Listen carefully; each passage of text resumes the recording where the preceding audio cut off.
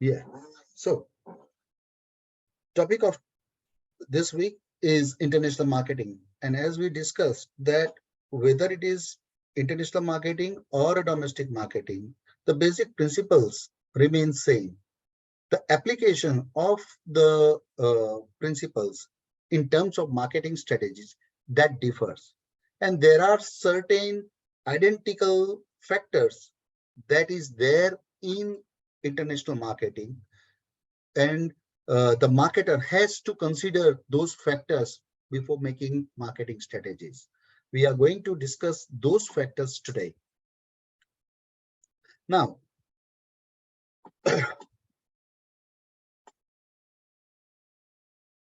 in this 21st century, the international marketing is like uh, we don't need to convince any business or a businessman or any stakeholder to uh, to convince or to explain the importance of international marketing.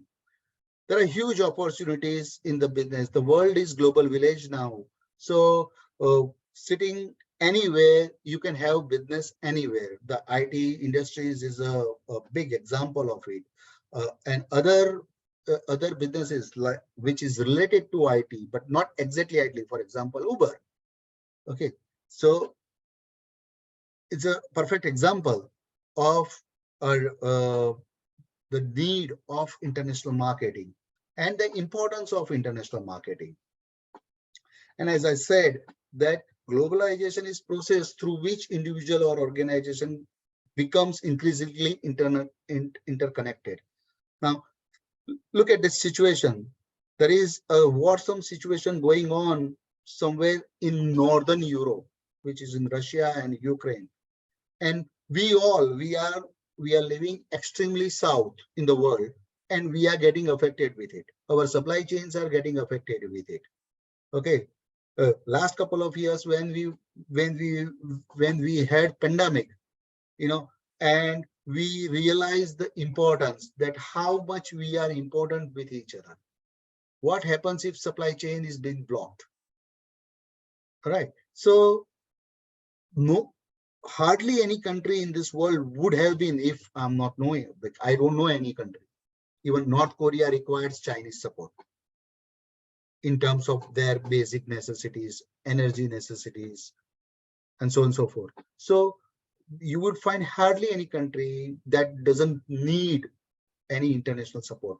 On the contrary, there are plenty of countries, they are in need of international support in terms of direct financing. For example, South Asian countries in 2022, Pakistan, Sri Lanka, Bangladesh, uh, Myanmar, then some of the African countries, they they are into UN and expecting some financial assistance because of the uh, overall government environmental situation there.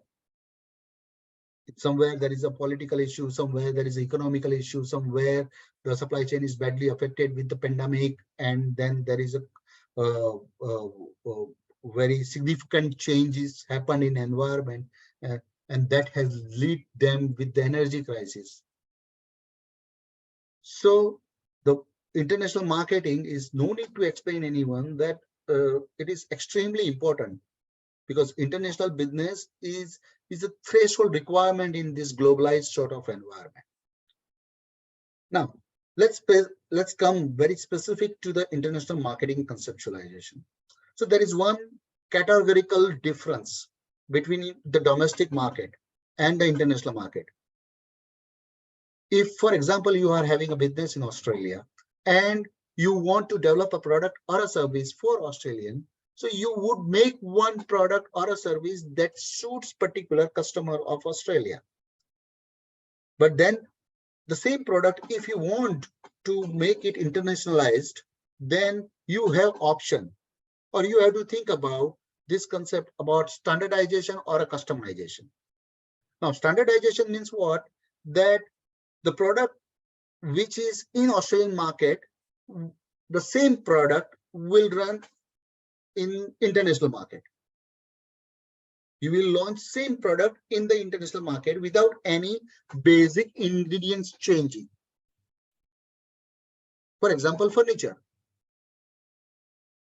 I have seen people, the upper middle class and higher income group in Australia, uh, uh, people are people delight the French sort of furniture or a European style furniture. They live in Australia, but then the furniture people use in French, the design people use in France, and they would like to use the same design. Now think about, you are a marketing manager for a company which is manufacturing such furniture in France. Then you would have the same product you would be exporting, or you would be having plant over here but producing the same thing. So which is called standardization. So standardization means you are not changing product like basic product for the international market. However, packaging might change because every country has a different requirement. For example, labeling. Australia is very strict about labeling, like one of the strictest in the world. So whenever you purchase any product, like even your clothes, look at the description in the label, how deep label, like you purchase anything from the supermarket and see the label, like the detailing is given and it is mandatory, legal requirement. Now, if you go to the country, like some of the African countries or some of the Asian countries, this kind of detail may not be regulatory required. All right. So there would be changing in packaging, but the basic product, if the basic product is same, so we call it standardization. For example, company exporting sugar, wheat flour,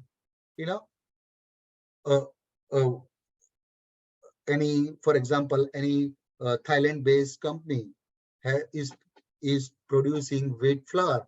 So whether that wheat flour is going to US or to India or to China or to Australia, the wheat flour will be wheat flour. The product will be same. Packaging would be different or could be different. So it's standardization when product remains same for the domestic market and the international market. Customization means what? That when you have to change a little, could be little or could be significant, to have an international market. Look at these automobiles companies. No, there are certain brands of certain, every company has certain brand which is standardized. Toyota Corolla, wherever you go, it will be same. But then same Toyota CHR. If you are purchasing CHR in Japan, as I told you, it's 1.8 liter engine. In Australia, it is 1.2 liter engine.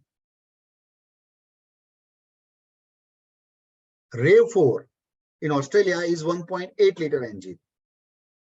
And in Japan, it is 2.2 liter engine. RAV4 in India is 1.5 liter engine. So customized. Now, what customization means? That you make a product which is suitable to the international market. So you change the product. Change means you update, enhance the product to make it suitable for the particular international market. You understand the difference between standardization and customization. Now, these are the identical differences, that similarity between different two countries, economies in research and development, economies of scale in the production, economies in marketing. Now, if everything is good, then you can use standardization. But if there is identical difference between two economies or two nations, there is a significant cultural, social, economical, political, legal differences, then you might have to customize. Now, the best example, like if, if I want to produce a product for European market, for majority of European countries, I will make one product. I'll make one product, and that product will be used in France, Poland, in England, and Czech Republic, and Czechoslovakia, and everywhere. But it is possible that the same product I may not be able to use in Asian countries like Cambodia, Thailand, China, even. I might have to customize. I might have to customize it, right?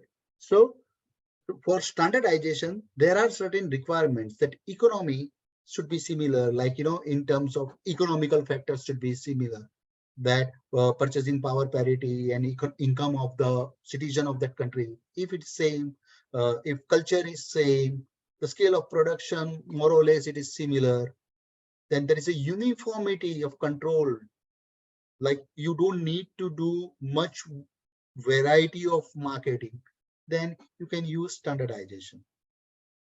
And customization, why, when you need customization, when there is a significant difference in the social, cultural, economical, political differences. Competition,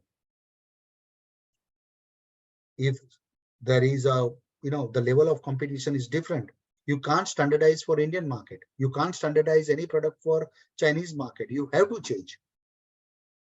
Because for each and every product, in India, in China, even in US, you have multiple options. There are certain options, local options, there are certain regional options, there are certain national options, and there are certain international options. For example, toothpaste. If you want to purchase a toothpaste in China and you are going to the supermarket in China, you will find the local manufacturer, a toothpaste brand, a local brand. You might find regional brand, like a brand which is very active in one state only. You will find national brand, that brand is available in that country only, and you will find international brand. So there are 4 different types, nature of competitors. And then there are, like, if you go to Coles or Woolworths or any another Australian supermarket, what are the alternatives you are having for toothpaste company wise? So either you have Colgate, Oral-B, then Sensodyne, let us say, then a couple of more maximum. So 5, 6, and all are international brands, not even a national. So only 6 brands. If you go to China, you will get at least 22 to 25 brands, or 22 to 25 different companies, and they are having different brands. Say there are 10 options of Colgate and 5 options of Pepsodent, 6 options of Procter and Gamble's, and 7 options of something else or another company. And then top of that, there would be some local company, there could be some national company or regional organization having a brand. So there you will be having option of 24 to 25, and you have to choose one out of them. So you can't charge, say, $5 for one toothpaste, 200-gram toothpaste, $5. You can't charge that in China. Nobody will purchase it, because the same ingredient, same thing is available in another. But you might sell the same thing in European market, because culture is similar, economy is similar, the social factors are more or less same. So these are the basic actually reasons, and most important reason for the internationalization is the scale of production.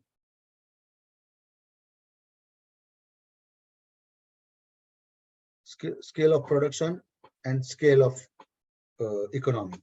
Now, scale of economy means that why Toyota went Thailand. They had plant in Australia. In 2018, they took decision to leave Australia for the production, and they will start their production unit in Thailand.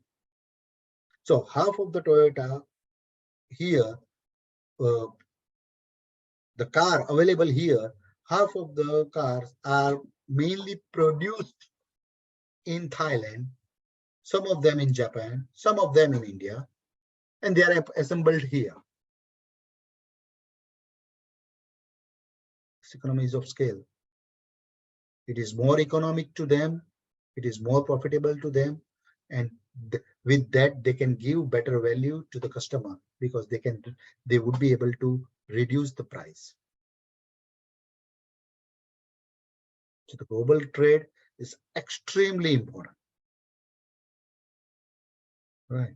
And then there are, like, initially there was theories, comparative theory and absolute theory of international business, where absolute theory says that you should be self-sustained, you should not rely on international products and services whatsoever.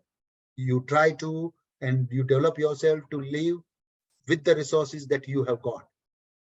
Where comparative theory, they says that if you have a petrol, for example, okay, and then if you sell your petrol in your country, you are getting suppose $2, and if you sell to the another country, you are getting $5. So comparative theory says you should not sell to your country, you should sell that to the another country to get more profit,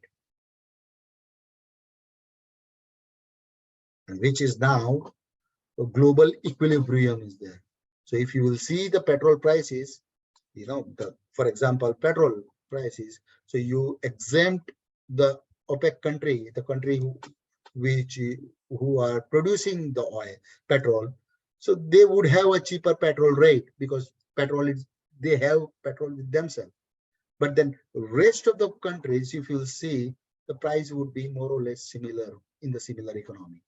If we are paying, say, $1.70 right now, the Europe would be saving more or less same.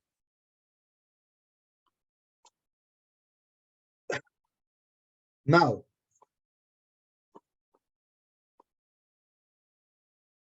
let's discuss about the environment in which you will make the strategy, the international marketing environment. Now, there are different factors like political environment, political, social, demographical, economical, technological. Now, you need to, like, depending upon the product, the degree of effect of this environment is decided. How deeply you need to think. The very first, that political forces, political environment.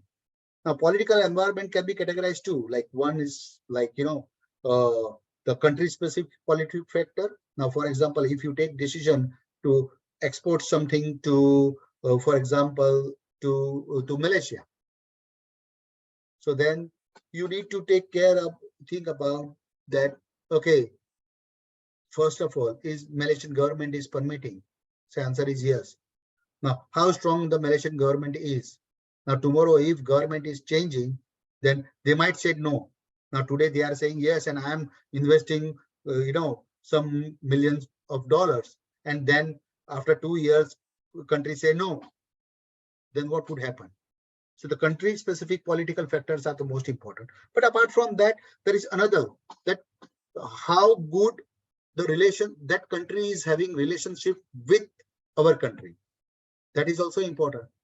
Now, for example, now for Australian businessmen, from 2022 onwards, it is extremely feasible and easy to outsource production to India because they have got now trade agreement in 2022 June. Okay, so like in 23 and 24, you will see the many organizations, particularly pharmaceutical, what if I'm not wrong, a pharmaceutical and para-pharma company, they would be moving from here. Because the basic rate, like per hour rate here, the company has to give $20. There it is $2. Considerable difference. And there is a trade agreement.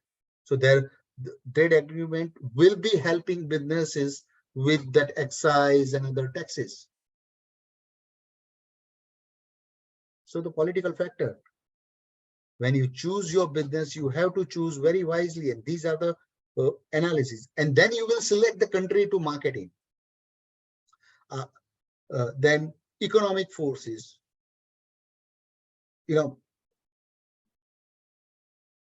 for example, these high brand companies, you won't find much in Asian, their business network in Asian countries or South Asian countries.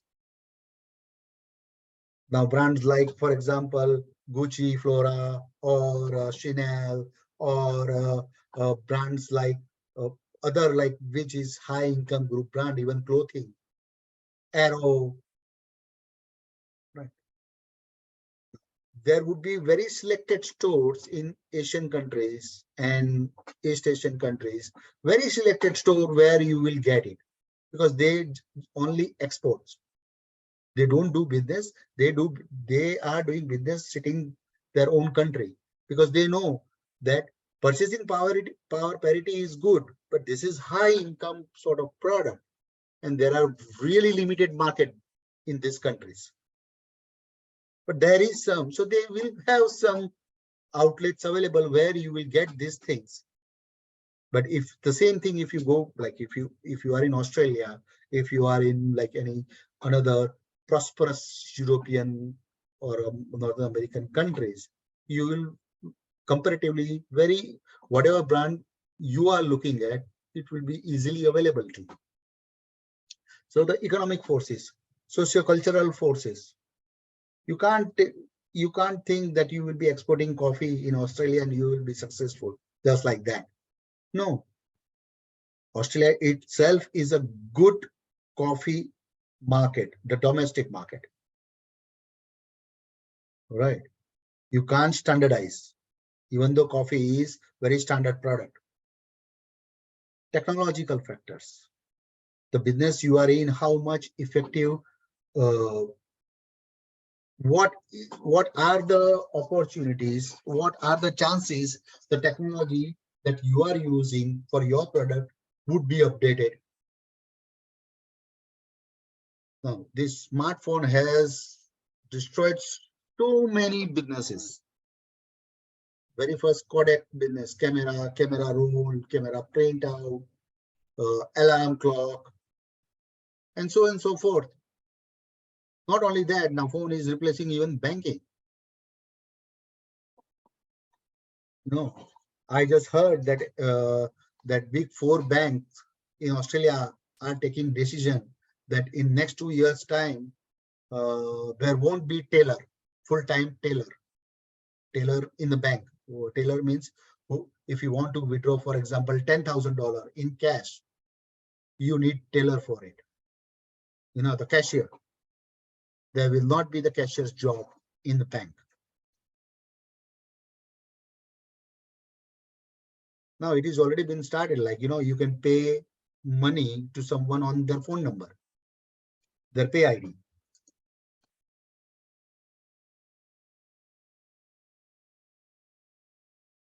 So basically, there would be very limited place, like if someone required cash, and there would be the process.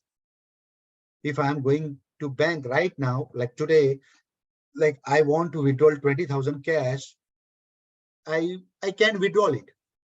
Okay, and there is not much trouble. But it is possible, like in 2 years' time, I will have to fill up the form justifying the reason why I need cash.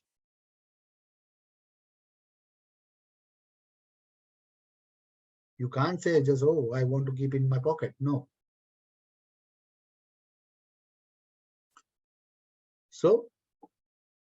So if you are related to that kind of businesses, you have to think before having heavy investment in international marketing. So these are all environmental forces, like legal forces and other demographic forces that affects. Now look at example of Australia. Okay, very high income group. On an average, per capita income is more than 50,000 in Australia, like family income. Average family income in Australia is more than $50,000. Okay, but then also Walmart is not there. One of the reason is the population, the size of population, size of market. Now, what is the total population? 25 million, 26 million, that's it. And how there are already Coles, Woolworths, Aldi, and IGA. Sort of, there are 3-4 players are already there. Couple of big players and couple of like semi-big players are already there. Now, on the top of that, if Walmart comes, so only 25 million people and 5 major Costco is there. So very, very much limited market. So even though there is a money in the country, Walmart is thinking twice, thrice, 4 times before entering. Apart from that, legal forces, there are certain things legal in our country. They might not be legal in other country. And what are the process time? Taking license, bureaucracy. These are all factors that affects. We already discussed this, that there is no question now or hardly anyone where people have to convince that internationalization is important. It is important. It is the real income. The all majority of economy has learned this. Suppose I want to do something my own, my business. Okay, so and I have 2 options. One, I have some business here in Australia, and another, I can have a business in Australia and I'm selling it in the international market. What do you think? Whom business government will support more? Government will support more to exporter than the local business. Like exceptional cases are there, how much necessity it is. For example, I am a doctor and I want to open a clinic, then government will support. But I want to open a store, or I want to, develop the product here and I want to sell outside, or I want to manufacture product here and sell in the Australian market. So then comparatively, the person who is in export business would be supported more because it is a net income. Now, for example, you are having one business and I am having one business. I am producing it, I am selling it to you, and you are buying it from me. So from government's point of view, the money is and you are buying, so you are paying to me. So for government point of view, money is going from one pocket to another pocket. It's just like a father having two sons. Okay, and one son, both of the son is having their own business. Now, the elder son is selling product to the younger son, and younger son paying to the elder son. Would this transaction affect the family income? The answer is no, because money is still in the family. It's going from one pocket to the another pocket. So the domestic business is like that for government. The money is going from one pocket to another pocket. Now, you would argue that, government will be claiming the tax. But then what government do with that tax? They will return back, either in form of road or in form of medical services. So ultimately, domestic business is the business where for government point of view, money is coming from one pocket and going to the another pocket. So there is no identical difference in the financial situation of the economy, or very negligible impact. But what if that if I am producing in Australia and selling in New Zealand or selling in Japan, then the Japanese buyer has to pay me in Australian dollar. Now, obviously, Japanese buyer would not have Australian dollar in his pocket or in his bank. He would be having Japanese yen. So he would request his bank, Japanese customer will request his bank to give him Australian dollar so that he can pay to me. Now, from where Japanese bank will get Australian dollar? From Australian government, Australian Reserve Bank. And then to get Australian dollar from Australian Reserve Bank, they need to pay. They might need to pay in American dollars.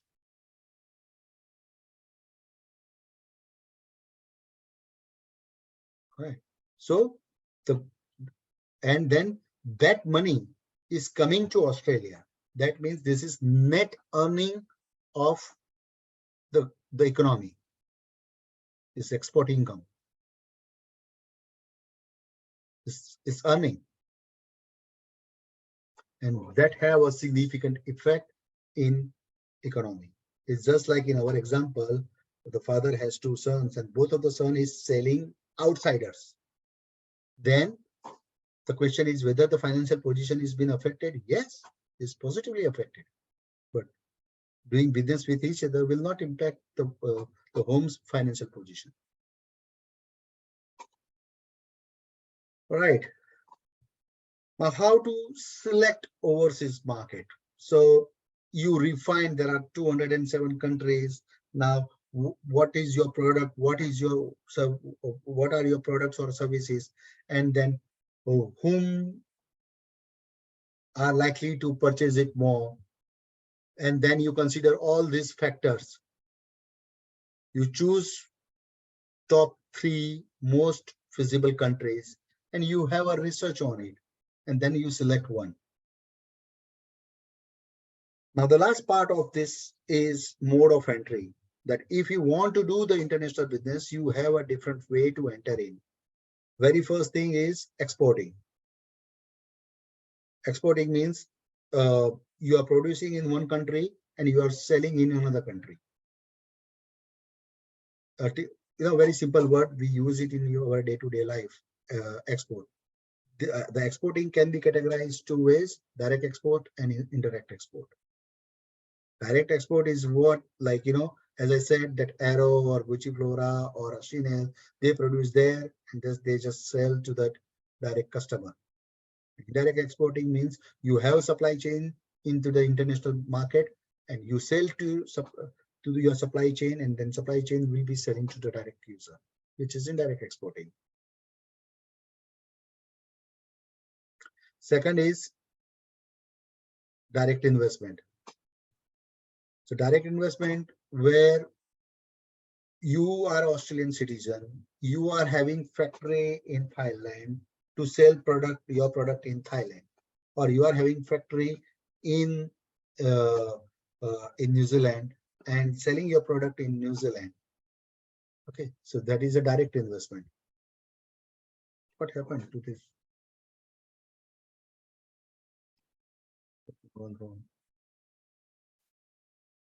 So apart from that,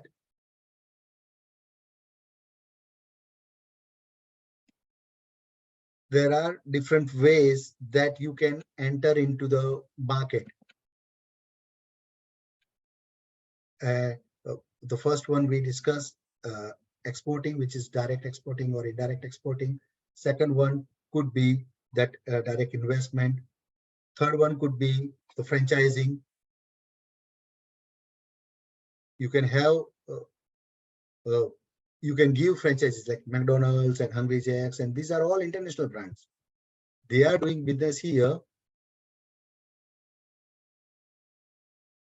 They are doing business here with their franchises. Okay, so the product is same. Now for McDonald's, for example, product is not same, but the taste is same. The ingredients are same. Might be using the locally owned manufactured products, but franchising is another way. Contractual agreement, like licensing. You take license to manufacture here and do the business here. Franchising, we discussed. Contract manufacturing, you give contracts like all these medical supplements, for example, like vitamin B tablets, vitamin C tablets, and so and so forth, paracetamol and Panadol and everything. There are hardly any company who are manufacturing themselves. They give outsider contract. Now, for example, Swiss company here producing supplements, multivitamins for more than 12 companies for across globe. So it's contract manufacturing. You are outsourcing manufacturing. My favorite, last, strategic alliances and joint ventures. You are doing your business in your country, another person is doing uh, his own business, his or her own business in another country. And then you both come together, and then you take, and you are doing business in the third country or on all three countries. So there are different, what we are discussing, these are the different ways that you can enter into the international market. Apart from that, there are certain companies, particularly IT organizations, they are born global. I mean, for example, website development or ERP solutions or SQL solution companies. Like there are plenty of South Asian countries, plenty of companies in South Asian countries, particularly in India, who are actually born global. They are doing like, BPOs, business processing outsourcing unit, call centers. The call center is business to do international business only. All right. So if you are having your account with the Commonwealth Bank, and you will get phone from India on behalf of bank, Commonwealth Australian Bank. So these businesses are born global. The businesses are set up only for international market. And the last concept of this, and this is definitely last concept, is how you will be making strategy. How you will be the marketing mix, that 7 P's of marketing will remain same. Product, price, place, promotion, people, place, everything will remain same. But the question is only that whether it is you would be strategizing it would be for the international market. There are certain identical factors that, as we discussed earlier, that you have to include, but the 4 P's remain same. Okay, and here we end the session of international market.